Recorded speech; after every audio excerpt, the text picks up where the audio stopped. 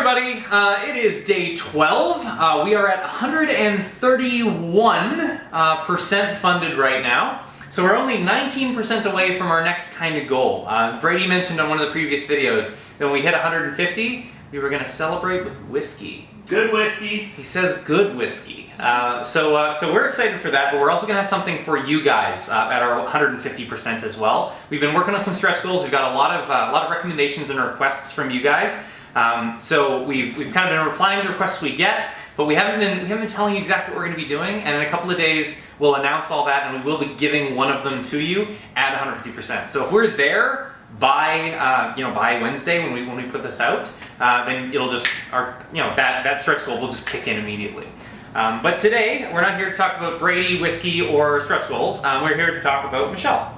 So she's done a lot of the design on our system, and she's now going to tell you kind of who she is and what she brings to the project. So tell us who you are. I'm Michelle. I'm a graphic designer. I graduated from CUNY University with my diploma in digital media.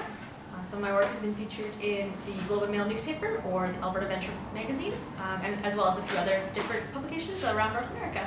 Yeah. I am honored to work on this project. Is this the first time you've done a video game related thing? Yes.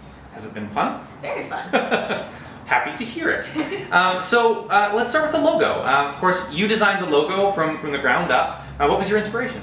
So after talking to you and Brady about the feel that you wanted for the Itty Bitty collection, we kind of went with the neon feel, very 80s, and I did some research on how neon lights were formed, how they were made, and then came up with the ALLCADE logo.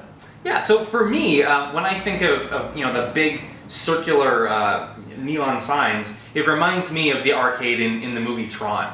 Where you go in and there's that old arcade, it's all closed down with that big arcade neon sign. That's what it reminds me of. But just in the 80s when neon was really a common thing, that's when these game consoles were coming out. So it seemed like a fitting thing. Definitely. But we didn't just do, of course, the logo. We got a lot of help from you on the wallpapers as well. Yeah. So tell us about that. So for the wallpapers, each console will have their own Yeah, wallpaper. So the wallpaper is unique based on which system you get. So if you were to get the 8-bit ALLCADE, what would the wallpaper look like? So in the 8-bit, we just made it very pixelated, kind of based it off the very first Mario, where the characters are a few pixels tall, and that's what you get, the pixelated look. Totally. So like Mario 1, I haven't actually counted, but he's maybe 10 pixels tall. So of course with our wallpaper, you get that really pixelated, jaggy kind of feel to it. Yeah. Then of course we go to the 16-bits. That's when like Mario World and Yoshi's Island and games were coming out. So what kind of change did we make there? So that one we smoothed it out, flattened it, made it look a little bit more pristine, and then you get the 16-bit look. Yeah. So it still has like the square pixels, and of course you still have all the functionality and everything. Backwards compatible to the 8-bit, of course. But now you got a little bit more detail in there, like you would if you had picked up the the SNES instead of the NES. And lastly, of course, we did the 64-bit. Where did you go with that? So for the 64-bit, we wanted a 3D look, of course, to match the 64-bit games that it can handle. So more gradients, more detail, made it look just right. Yeah, just that 3D kind of look, so like a Star Fox or Mario 64. Yeah, so we got a different background depending on which system you select. We also, let's say you're playing on the 64-bit system, when you select an SNES game or a NES game, you also get a shot of the controller in the background as well. And Michelle did a little bit of work throwing our logo into those too and giving that a bit of a clean look.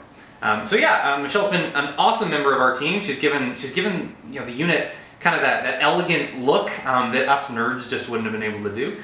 But now we're actually going to get her playing some gameplay. So we're going to be getting into the 16-bit ALLCADE today, and Michelle will show you her skills. Skills.